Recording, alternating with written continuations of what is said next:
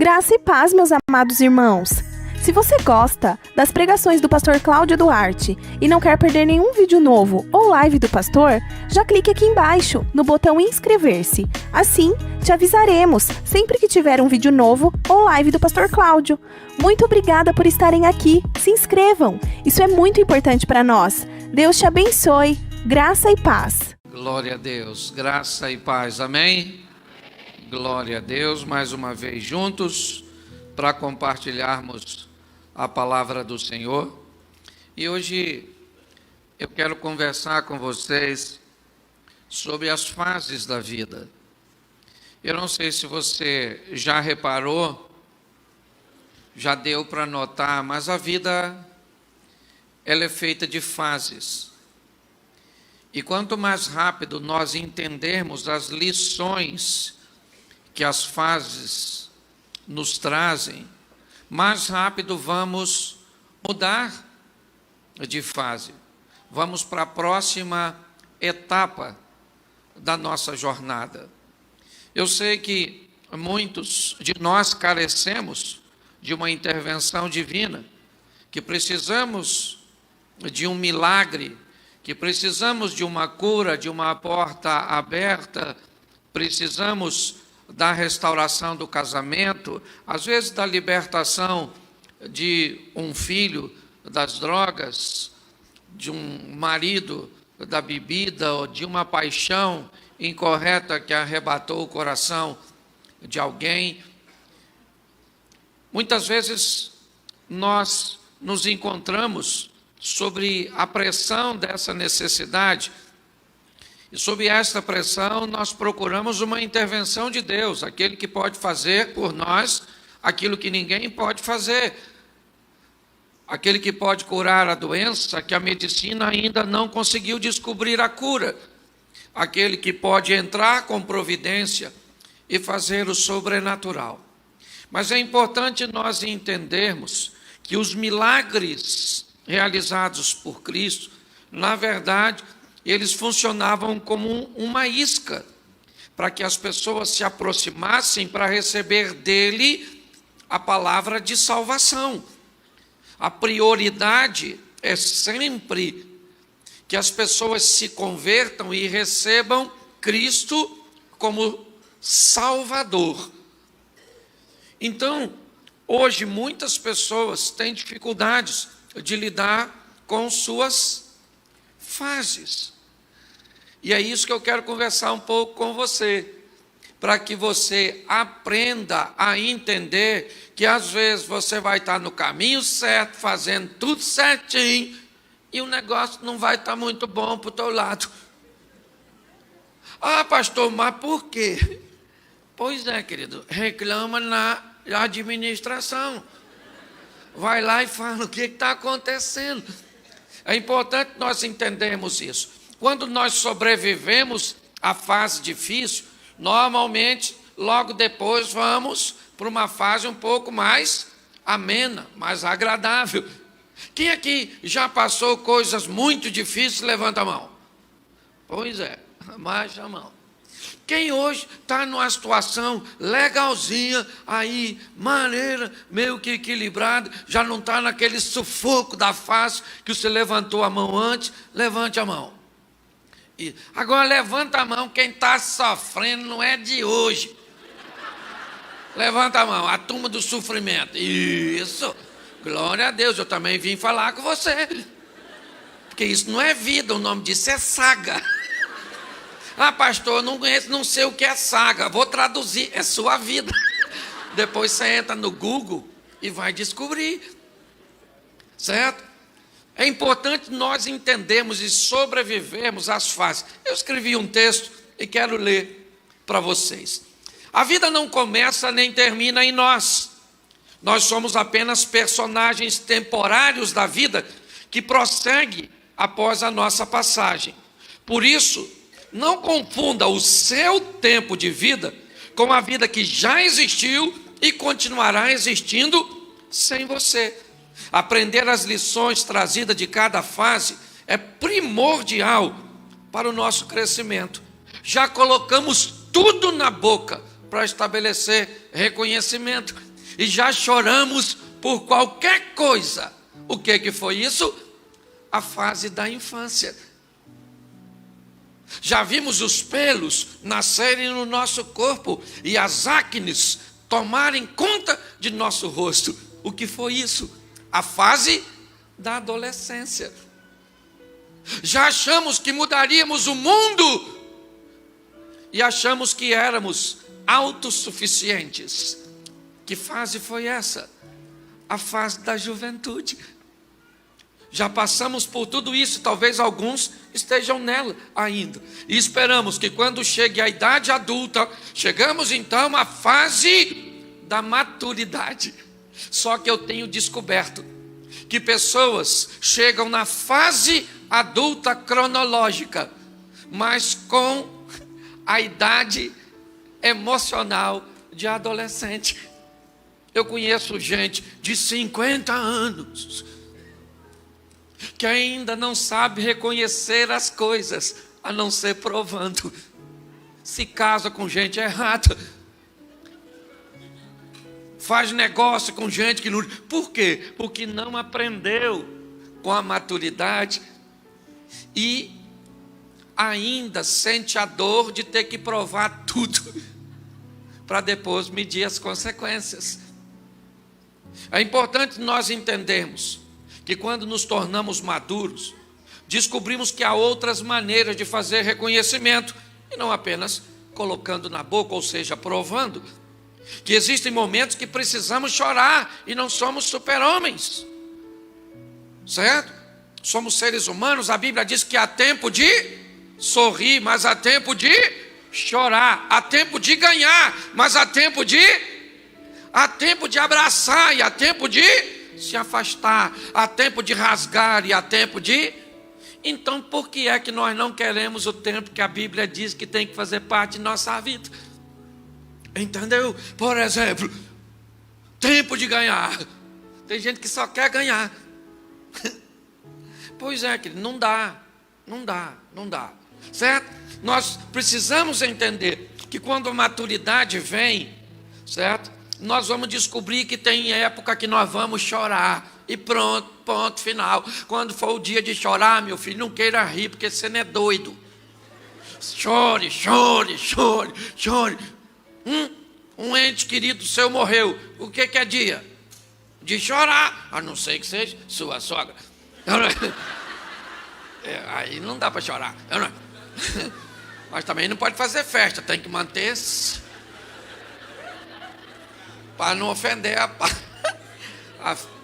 o ente querido da serpente. Então, olhe bem. Com a maturidade, nós vamos descobrir que os pelos que nasceram no nosso corpo vão ficar brancos e muitos deles vão cair. Com a maturidade, vamos descobrir que as acnes darão lugar às rugas trazidas pela idade. Vamos entender que não vamos mudar o mundo num contexto geral, mas podemos mudar o nosso mundo, a nossa casa, a nossa família. Vamos descobrir com a maturidade que não somos dependentes nem independentes, que somos interdependentes. Dependemos das pessoas e as pessoas dependem de nós. Hoje muitas pessoas sofrem muito quando vão lidar com as suas fases difíceis. E eu preciso autorresponsabilizar você e a mim também, porque grande parte do sofrimento que eu vejo pessoas enfrentarem, na verdade são reverberações de suas próprias ações. Entendeu? São coisas que as pessoas plantaram e agora estão colhendo. Mas na hora da colheita, o seu ego tem muita dificuldade de dizer para ela que ela é culpada dos fatos. Então, o culpado é o governo. O culpado é o marido. O culpado é o fulano, é o pastor, é o Satanás. Vamos culpar alguém que não seja nós, porque eu já estou sofrendo. Botar a culpa em mim vai agregar mais sofrimento. Ainda, então arruma um culpado. Mas eu preciso te dar uma notícia ruim, porque não vim aqui falar só coisa boa com você. O maior inimigo que você tem nessa vida é aquele que aparece para você toda manhã, quando você vai escovar seu dente. Naquele espelhinho do banheiro, que você olha, quem está lá? Chifrudo, com tridente na mão. Quem está lá? Quem está lá? Você. Olhando para quem? Para você. Para começar mais um dia onde o diabo tirou folga, porque você sozinho é capaz de fazer sua vida ser um inferno. Sim, a grande verdade é essa. Somos os causadores da maioria dos nossos problemas. Quem é que cria crise no meu casamento? Você? Nunca. Quem é que cria? Eu e a outra pessoa que parece no espelho. Tudo bem que a culpa é mais dela do que a minha. Não vou botar a culpa só em mim. Eu não sou louco. Mas eu preciso inspirar você.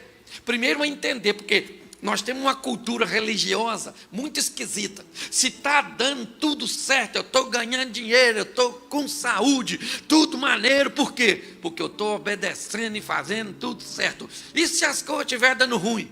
Aí eu quero saber por quê. O que está dando errado, Senhor? Onde é que está o culpado? Então, quer dizer que todas as fases de crise são resultados de nossas falhas, de nossos erros? Cuidado com esse sistema, porque isso pode causar muito sofrimento em quem está obedecendo, mas vivendo o tempo de perder, tendo que viver o seu momento de crise. Eu já falei isso aqui, mas eu quero ler para você um texto. E se você puder abrir sua Bíblia, aí acompanhar e marcar, só para você não esquecer, mesmo que não sirva para você mostrar para os outros. Profeta Daniel, capítulo 2, verso 32, eu quero te mostrar 2 textos, aliás 3, que vai elucidar isso para você. Profeta Daniel, capítulo 2, verso 32. Posso ouvir um amém de quem achou? Posso ouvir uma misericórdia de quem está procurando? Isso, profeta Daniel, para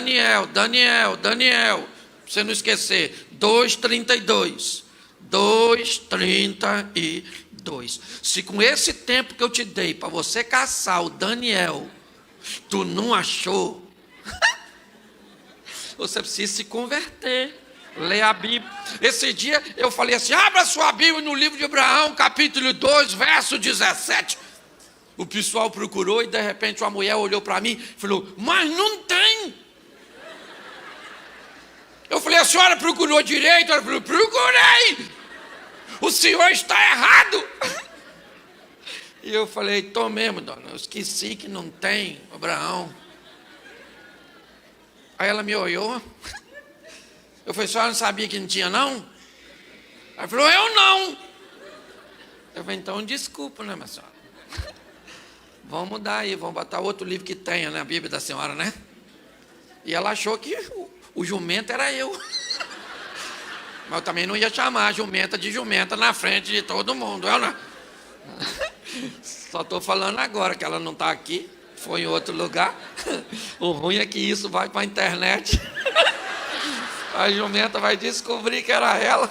E eu não vou voltar mais naquela igreja. É isso aí. Que texto é mesmo? Show de bola! Glória a Deus! O jumento ficou só lá onde eu fui. A cabeça daquela estátua era de ouro fino, seu peito e seus braços de prata, seu ventre e sua coxa de cobre, as pernas de ferro e os pés em parte de ferro e em parte de barro. Agora você pode ir para o verso 38. E onde quer que habitem os filhos dos homens, na tua mão entregou os animais do campo as aves do céu, e fez que reinasse sobre todos eles. Tu és a cabeça de ouro. Daniel está falando com Nabucodonosor. Depois de ti se levantará outro reino inferior ao teu, e um terceiro reino de bronze, o qual dominará toda a terra. E um quarto reino será forte como ferro, pois como ferro esmiuça e quebra tudo, como ferro quebra todas as coisas, assim ele esmiuçará e fará em pedaços. Preste atenção aqui, porque eu só estou mostrando esse texto para mostrar o que Deus está falando com Nabucodonosor. O maior império que já dominou o mundo foi o Império Babilônico. Quando Daniel vai dar o discernimento, a interpretação do sonho, Deus está dizendo para Nabucodonosor: o seu reino representa a cabeça de ouro, o reino mais rico e poderoso, que já dominou o mundo inteiro. Mas depois de você vem um reino inferior ao céu.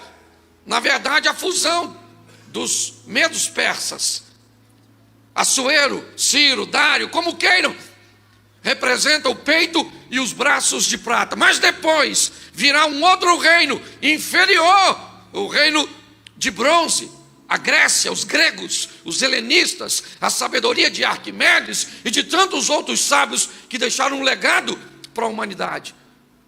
Mas depois de vocês, ou depois dos gregos, virá também os romanos, o ferro. O que Deus está dizendo para Nabucodonosor: você não começou essa história e nem vai terminá-la. Você apenas é um personagem que faz parte dela. Todos nós estamos aqui de passagem, a grande verdade é essa. Somos os personagens que compõem o elenco atual dessa grande dramatização que é a vida. E a pergunta é: que estilo de vida nós vamos levar enquanto estivermos aqui? E que legado vamos deixar para as próximas gerações? Se você tem medo de pessoas, saiba que pessoas morrem. Tenham medo das ideias e dos legados que essas pessoas podem deixar para as novas gerações, dos valores, dos princípios. Esse, na verdade, é o grande inimigo. Pessoas morrem. Você tem medo de quê? De quem?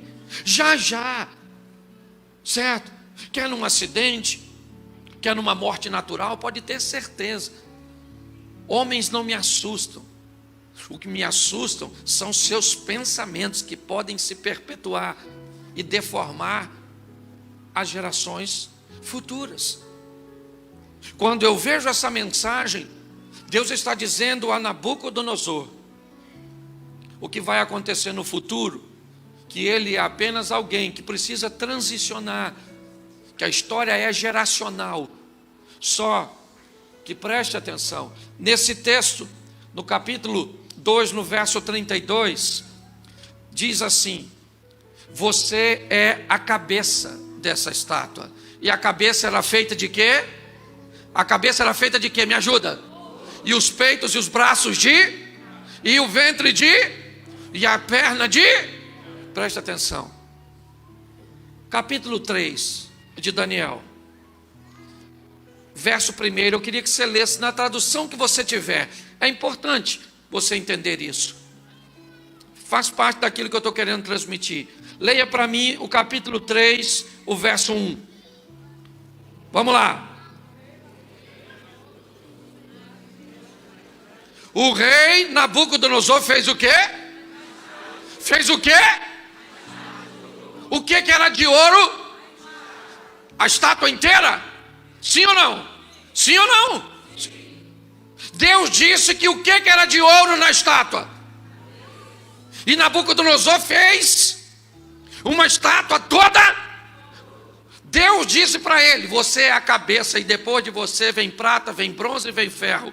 Logo em seguida ele faz uma estátua toda de... O que ele está dizendo para Deus? Não tem prata, não tem bronze e não tem ferro. Olhe bem, Deus está dizendo para ele: camarada, viva seu tempo. Aprenda com as lições que a sua vida te traz. Aprenda a passar por essa terra e viver a proposta bíblica, vida em abundância. Sofrimento é pontual. No mundo tereis, mas Jesus disse: eu vim para que tenham vida e a tenham em... O sofrimento é pontual, a vida é abundante. Sofrimento, repita comigo, preciso que você entenda isso. Sofrimento é o quê? E vida. Hoje tem gente vivendo vida pontual, sofrimento abundante. Entendeu? Vira essa tomada, troca o polo. Entende? Sofrimento é pontual. Eu sei que é estranho. A mente da gente é muito esquisita. Por exemplo, às vezes você vem naquele escudo que a gente fala mesmo: você vai vencer, em Cristo você é mais do que vencer. Isso, você vai vencer, você vai vencer. Aí você sai do culto, mas você sai flutuando. Eu vou vencer, eu vou vencer, eu vou vencer. Acabou o culto, vai para casa. Eu vou vencer. Eu vou vencer, gente. Lá na igreja todo mundo falou que ia vencer. Então eu também vou vencer. Aí você janta, toma um banho. Gente, eu vou vencer. Eu tenho que vencer, gente, não é assim não. Aí você dorme. Manhã de manhã você acorda e diz assim: eu vou vencer, gente. Eu vou. Eu preciso. Depois do almoço, olha a sua frase: eu vou vencer. O que era uma certeza logo depois do culto. Se passar muito tempo, por quê? Isso é gente que só vive de momento. Está na hora de construirmos uma história com Deus, que não precisa de um momento, de um ápice. Não. Sede firmes e constantes, sempre abundante. É assim que funciona. Nós precisamos preparar pessoas que estejam aptas para andar com Deus. Eu cheguei essa semana passada de uma viagem e eu passei por Londres e vi algo muito interessante, pastor. Os muçulmanos colocam seus filhos para estudar em escolas cristãs. As melhores escolas lá têm valores e princípios cristãos. E os muçulmanos colocam seus filhos, estudam 5, 8, 10 anos nessas escolas e continuam muçulmanos. Os filhos dos crentes vão para a faculdade, 2 aulas de filosofia. Os caras já querem questionar se Deus existe ou não. Os caras estudam 5, 10 anos numa escola. E seus pais não têm medo, porque os valores que receberam são fundamentos que vão mantê-los presos à fé. O que nós precisamos, irmãos, é mudar a nossa postura. Porque o Deus que servimos colocou o nosso nome no livro da vida para aqueles que recebem Cristo, mas nos deu poder e autoridade para a gente tirar a onda nessa terra. Estou falando de, quando eu falo, a gente fala de prosperidade, eu vi a irmã orando de uma forma muito sábia aqui, sabe? A primeira coisa que as pessoas pensam é dinheiro. Isso, estou precisando de dinheiro. Aliás, essa é uma beleza da pobreza. Porque o pobre acredita que o dinheiro resolve. O chato é o rico, que já descobriu que isso não é verdade. Porque o pobre pensa: se eu ganhar na loteria, eu resolvo todos os seus problemas. Quanto de dinheiro você precisa para comprar uma casa? Depende da casa, certo? Sim ou não? Quanto de dinheiro você precisa para montar um lar? Pare e pense. Tem coisa que o dinheiro não vai fazer. Não estou falando que dinheiro é ruim não, hein? Longe de mim falar uma besteira dessa. O dinheiro é bom. Se você não gosta, anota aí, Bradesco, e deposita lá. Mas eu te falar, seja próspero. Porque rico é ter muita coisa de uma coisa só. Próspero é ter o bastante de tudo que se precisa para viver nessa terra. Então nós temos que procurar um estilo de vida que vamos andar com Jesus em todo tempo. Você está hoje precisando? Não tem problema nenhum, Ele está aqui, Ele faz milagre, Ele rebenta. O que você tem? Câncer. Câncer não é nada para Ele. O que você tem? Uma dívida impagável. Ele é dono do ouro e da prata. O que você tem? Um marido bagunçado. Ele pode mudar. Pastor, é minha sogra. Ele é fera. Meu filho está doido. Pois é, a mistura entre a senhora e seu marido não deu certo. Eu não sei qual é o seu problema. Eu sei que Cristo é a isso. Mas mais do que fazer um milagre por você, Ele quer fazer a sua vida uma vida inspirativa para outros que não conhecem. É assim que funciona. Então eu vou mostrar a você rapidinho, sabe? Alguém que aprendeu as lições da fase ou das fases de sua vida. E abra sua Bíblia. Eu sei que eu tenho que mostrar para você. Gênesis 37, verso 3. Vamos aprender rapidinho com José. Gênesis, eu sei que é difícil de achar. Gênesis 37, 3. Amém? Isso.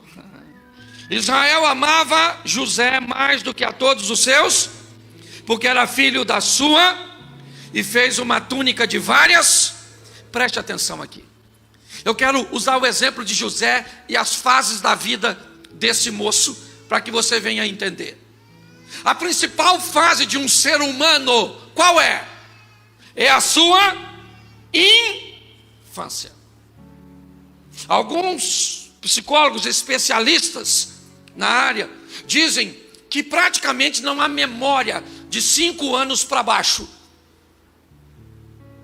Mas é nesta fase que os valores, é nessa fase que as lembranças, que apesar de não vir à tona, podem estabelecer comportamentos. Quando nós olhamos para isso, o que nós vemos? Nós vemos José, um menino que na fase inicial recebeu de seu pai principalmente amor. Jacó amava José, e Jacó supria as necessidades. Vamos usar a túnica para exemplificar isso. Este menino foi treinado na sua base, ok? Com um treinamento que irá prepará-lo. Provérbios 22, 6. Ensina o menino, a criança, o caminho que ele deve, porque ele vai crescer e não vai se desviar dele. Gente, olha só, até tempos atrás, os pais sabiam disso e viviam isso. Hoje, os pais, me parece que esqueceram disso. A grande verdade é essa. Olha só. Hoje, eu tive uma reunião com o ministro da Educação. E quando eu fui cumprimentar ele no diálogo, né, eu falei do Ministério de Educação. Ele olhou para mim e disse: não, pastor, o ministério é de ensino, porque é a família que educa. O nosso papel é apenas ensinar. Educar não é papel. E eu achei interessante essa colocação. Mas preste atenção. Se é na base que, se nos alimentarmos bem, certo? Vamos nos desenvolver, sim ou não? Se é na base, se formos tratados bem, amor, respeito, carinho, esses valores, vamos estabelecer cidadãos fortes. Não é tão difícil de entender porque que há um sistema tentando deformar a base. Sim, tiramos o homem de casa, tá bom, para trazer o sustento. Isso não foi suficiente. A maioria dos animais, ou do reino animal, nunca os dois se afastam de sua cria e delegam a criação de seus filhos para outros, como faz o ser humano. Sempre quando um dos pais não estão por perto, os filhos estão sendo guardados pelo outro.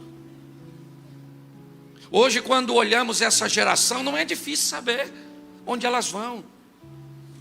Por quê? Porque primeiro, a maioria delas não reconhece paternidade.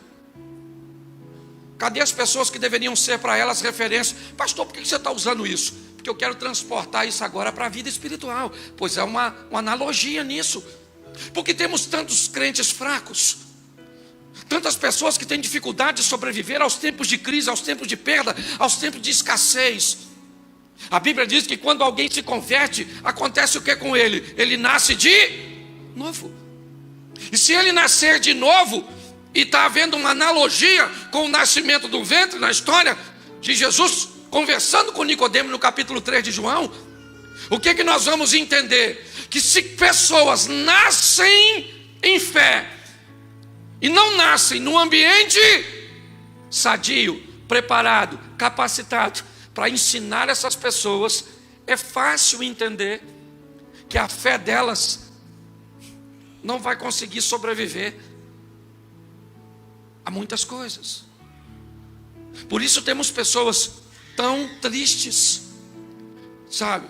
Quando o profeta diz, ainda que a figueira não floresça, ainda que o produto da oliveira minta, ainda que não haja gado no curral, ainda que não haja disso, todavia eu me alegrarei e me exultarei no Senhor. O que esse homem está dizendo? Ele está dizendo, eu estou preparado para viver todos os momentos, mas essa preparação vem de base.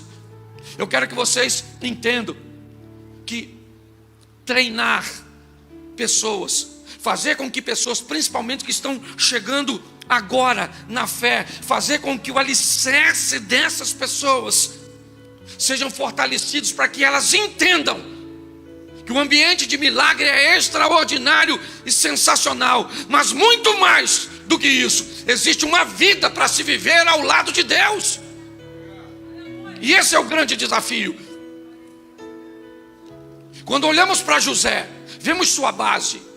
E a base foi tão interessante que o texto diz que os filhos de Bila e os filhos de Zilpa, mulheres de seus pais, ou de seu pai, certo? Que são seus irmãos mais velhos, têm comportamentos ruins.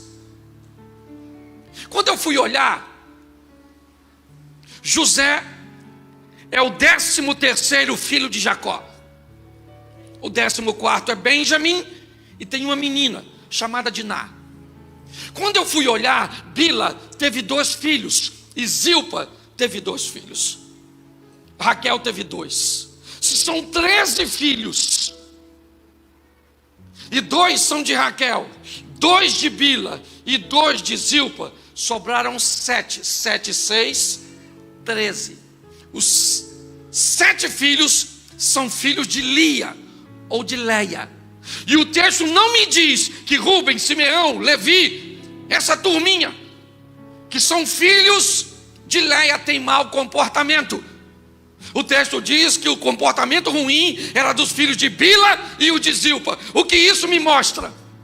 Que esse rapaz vai viver perto de gente ruim, sim ou não? Mas vai viver perto de gente boa. E quem escolhe que comportamento vai replicar é ele, segundo sua base.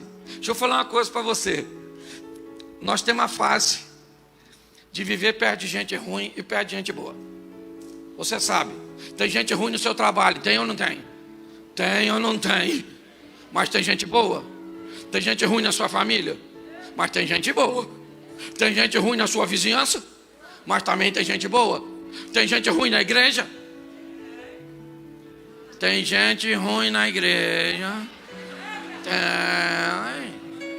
Tem gente boa na igreja.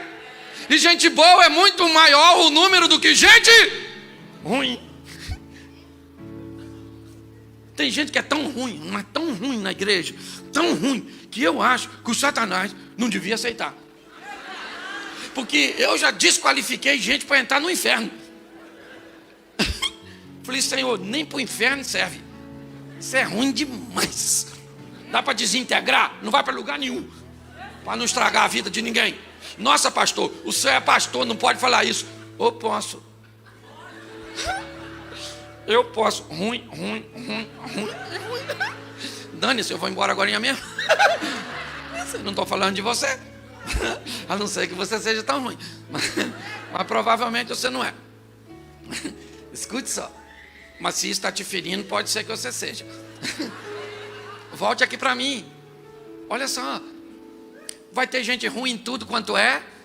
Isso, afasta. Pastor, por que tem tanta gente ruim? Esse dia uma menina falou comigo: pastor, eu tenho o dedo podre para escolher homem.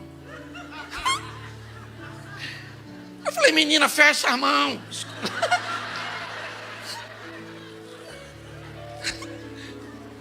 Você está rindo, mas esse assunto é sério. Nós temos que sobreviver. Tem gente na igreja que o pastor pede para orar, ele ora. Não ora. Levanta. Levanta a mão. O culto não acabou.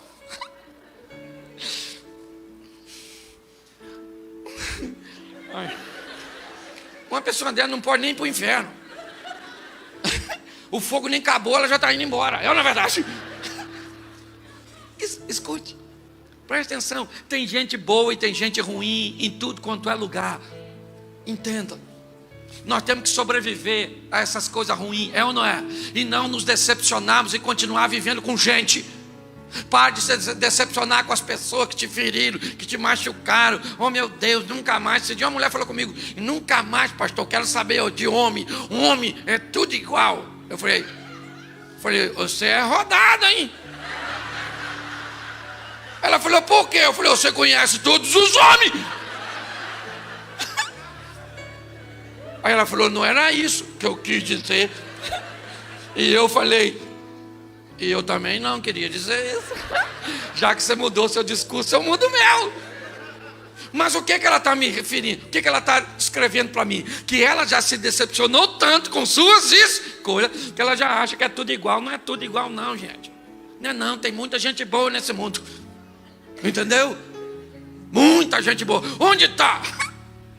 Quer que eu preste consultoria? A minha eu já achei. A sua mulher é boa? Boa. Muito boa? Boa. Muito boa? Boa. Boa. Achar bom já tá bom. Muito bom não casava comigo. Porque eu não sou. É um desafio, gente. Quando eu olho para esse indivíduo, eu vejo ele sobrevivendo aos exemplos negativos. Sim ou não?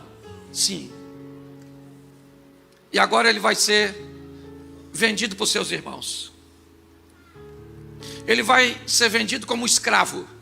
E aí eu pergunto a você: ele vai ser vendido como escravo porque ele pecou? Não. Então por que ele foi vendido pelos seus irmãos? Se ele não fez nada para ser vendido. Por que ele foi vendido pelos irmãos? Se ele não fez nada para ser vendido. Pelo mesmo motivo que você está sofrendo hoje e não fez nada para estar sofrendo hoje.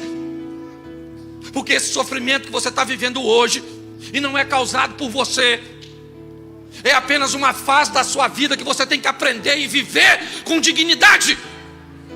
Porque Deus vai falar com pessoas através da sua dor.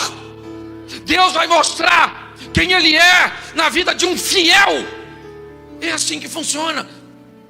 Ele vai ser vendido pelos seus irmãos. E alguns deles tinham um comportamento muito ruim e não foram vendidos. Mas ele foi. Porque foi a fase de José. Que fase era essa? A fase de sair de perto de sua família, de perto de seus irmãos. Por quê? Por que ele foi o único que saiu? Porque ele ia viver coisas que ninguém viveu. Para de perguntar por que você está sofrendo. Para de perguntar por que você está enfrentando o que você está enfrentando. Para de perguntar o porquê. E busca a sensibilidade de entender para onde Deus está te levando. Entendeu? Deus quer te honrar. Deus quer que o nome dele seja glorificado através da sua vida. Entenda isso. Ele é vendido na casa de Potifar. Ele trabalha para Potifar, sim ou não? E ele na casa de Potifar, ele é o quê? Ele é o quê? Ele trabalha para seu senhor. E quem é que enriquece? Quem é que trabalha? José. Quem é que enriquece? Potifar. Quem é que trabalha? Quem é que enriquece? E quem é que trabalha? E quem é que enriquece? O que é isso, pastor? Isso é o tempo que José vai aprender a conviver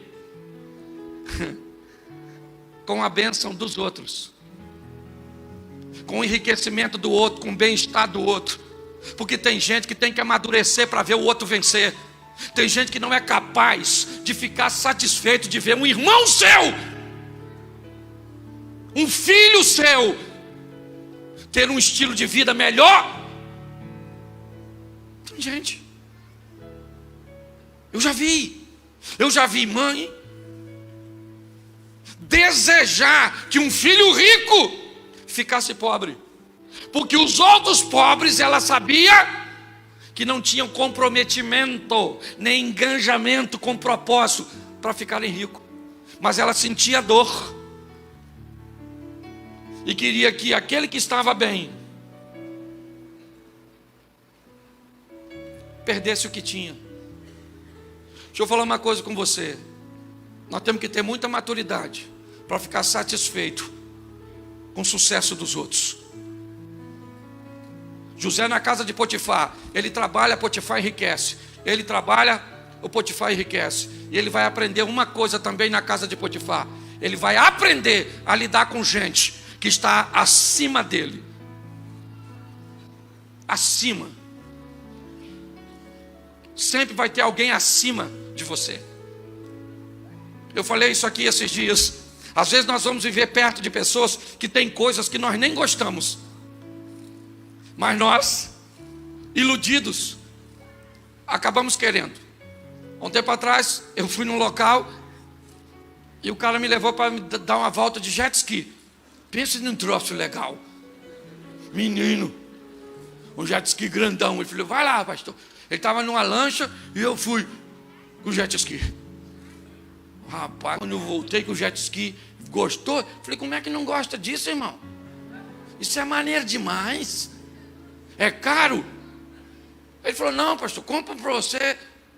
Eu falei, rapaz, vou comprar um negócio desse. Um jet ski.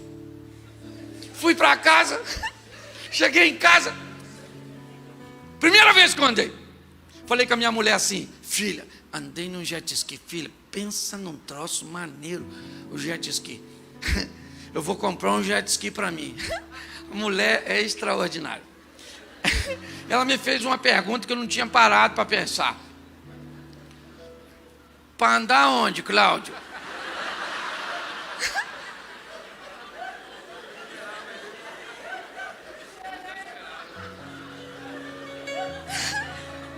Eu fiquei caçando lá em Xerém um local assim com jet ski. Falei, gente, esqueci disso, querida. Deixa eu falar uma coisa para você. Grande parte das coisas que somos estimulados a ter não tem nada a ver conosco. É ou não é? É o que o outro está usando, é o que o outro está fazendo, é o que o outro... E se nós não tivermos o que o outro tem, porque sai o iPhone X, eu quero o X, o XX, o XR, agora sai o 11, se sair o 19, eu quero, para quê? Para quê? Ele tem 3 câmeras. Você é fotógrafo? Não. Pois é, ele tem uma conexão com Marte. Tu tem parente lá? Ô, gente, grande parte é ou não é? E os filhos da gente, ele quer o quê? O Xing Ling?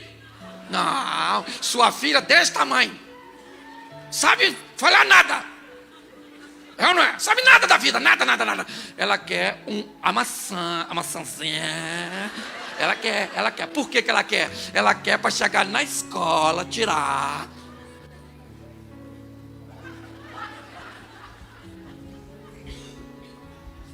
Sai daqui.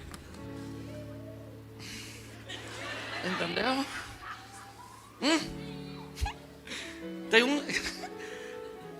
Tem uns que tem o telefone, mas não tem como falar. É porque não tem dinheiro não. Tem que ficar caçando na frente da casa dos outros uma rede aberta. Sangue de Jesus tem poder.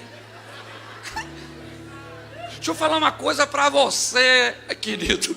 Encontre a razão do seu viver e pare de querer viver a vida dos outros. Sabe por que pessoas não são felizes? Porque não tem aquilo que na verdade não querem. Porque a maioria já tem tudo que quer.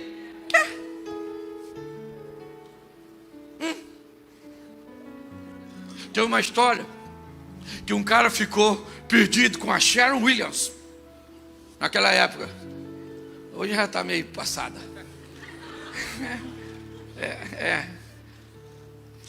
E no deserto, ele queria que ela desse um beijo nele. E ela disse que não ia dar. E de tanto ele insistir, ela disse: eu vou te dar um beijo. Mas se alguém me perguntar se eu te dei, eu vou falar que não. Ele falou assim: então eu não quero. Que se eu chegar, o legal é você me beijar e eu falar. Se eu falar lá que você me beijou e falar que não me beija, então também não quero. Porque o importante, para a grande maioria das pessoas insatisfeita hoje, não é de não ter as coisas, é das pessoas não saberem, sabe? Ou de saberem que ela não tem. A casa de Potifar é uma grande lição de maturidade para José. Ele trabalha, o Senhor é com ele, e quem enriquece é o outro. Na casa de Potifar, ele aprende a lidar com alguém que está em cima, mas de lá ele vai para onde? Para prisão. Por que ele foi para a prisão? Porque não se deitou com a mulher do patrão. Então quer dizer que ele está na prisão, não foi porque desobedeceu, não. Ele foi para a prisão porque obedeceu a Deus e honrou a Deus. E por que ele vai para a prisão? Porque era a fase da prisão. O que ele vai aprender na prisão? O que não aprendeu na casa de Potifar. Na prisão, ele vai aprender a lidar com poucos recursos, e na casa de Potifar tinha muito. Na prisão ele vai aprender a viver em igualdade com gente que está no mesmo nível, pois todos eram presidiários, considerados criminosos. Enquanto no local ele lida com fartura dos outros, agora ele lida com a sua escassez. Enquanto aqui ele vai aprender a lidar com alguém que está sobre ele, aqui ele vai aprender a lidar com alguém que está em pé de igualdade. Mas o tempo da prisão passou. E agora ele está no Egito, como governador. E como governador, o que é aquilo? É uma fase da vida dele. Ela também passou. Ele não teve o queridinho do papai para sempre. Ele não teve a casa de Potifar para sempre. Ele não teve a prisão para sempre. Ele não foi governador para sempre. Porque não existe para sempre, a não ser na eternidade. Tudo aqui é transitório. E precisamos aprender as lições. Quando eu olho para governador do Egito, o que eu descubro? Primeiro, que agora está na hora de realizar seus sonhos. Note que é a última fase da vida dele. Ele é governador do Egito. O que ele sonhou quando era menino, e teve que viver sob as bases para não se corromper, para chegar a alcançar seus sonhos.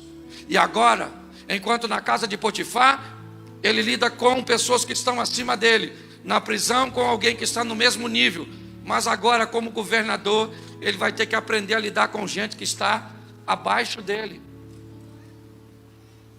O que é isso? Isso é a vida de José. O que é isso? Isso é a minha vida, a sua. Eu já tive o tempo de morar na casa dos outros. Eu já trabalhei de pedreiro, de balconista, de motorista.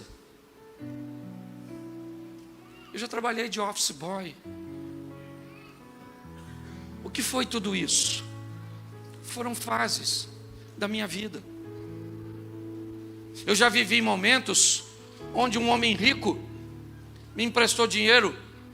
Eu já vivi momentos onde esse homem rico me pediu dinheiro emprestado. Por quê? Por causa das fases. Eu não sei o que você está vivendo hoje. Eu sei que você está no lugar certo. Você está aqui porque Deus está presente aqui. Deixa eu te falar uma coisa. Há uma guerra no mundo espiritual. E se o diabo tivesse vencido, você não teria vindo aqui. Eu não sei a desculpa que Deus deu para você. Eu vou lá porque a minha amiga me chamou. Eu vou lá porque o pastor Cláudio Duarte vai estar pregando. Tudo isso foi uma desculpa que Deus deu para você. Mas você só está aqui por um motivo.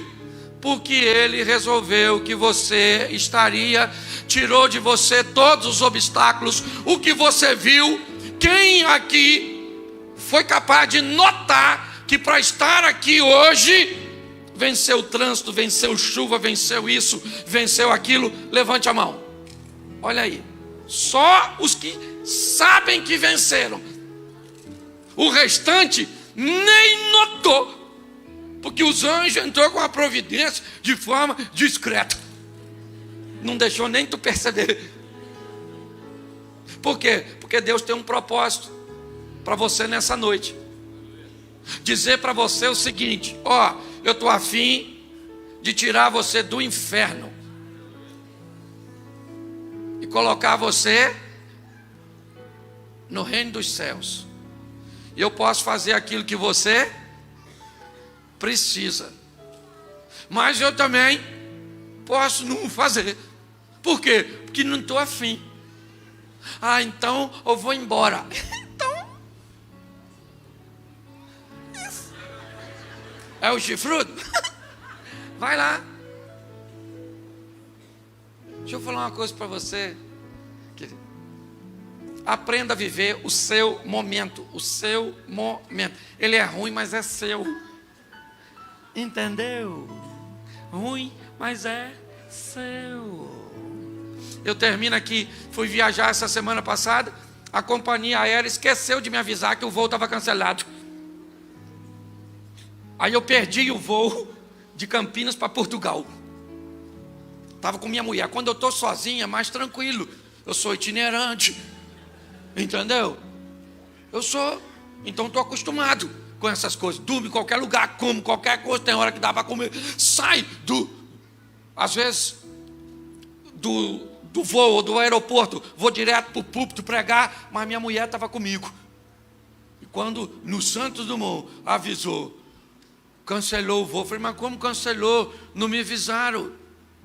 Eu falei, então me coloca no próximo. Mas o próximo voo, o senhor perde a conexão. Primeira coisa que eu pensei, Satanás. Você é um maligno perturbando a minha vida. Eita, miserável. Empoderei o diabo, mas pensa, empoderei. Quando de repente eu falei, não. Quem é que governa minha vida? É Deus. E por que eu pedi o voo? Que pedi? Que o avião vai cair? Não, porque tem muita gente no avião. Então não é só por causa da minha cara. É porque eu falei para minha mulher assim, vamos jantar lá no aeroporto. Jantamos. No dia seguinte, fui comer no restaurante, Paulo. Meu Jesus, uma burrata. Sangue de Jesus tem poder. Minha mulher me olhou depois do almoço, os olhos brilhando, aquela comida maravilhosa. Eu falei para ela, entendi por que nós tínhamos que perder o voo, para viver esse momento. Duas burratas, a sua e a minha. Deixa eu falar uma coisa para você. O que você está vivendo não tem nada a ver com o diabo. O diabo não governa a sua vida. Ele não tem poder para tocar em você. Porque a Bíblia diz que os anjos, Deus dá ordem aos seus anjos, certo? Para nos proteger. Amém? Então nós estamos vivendo o quê? O que nós temos que viver.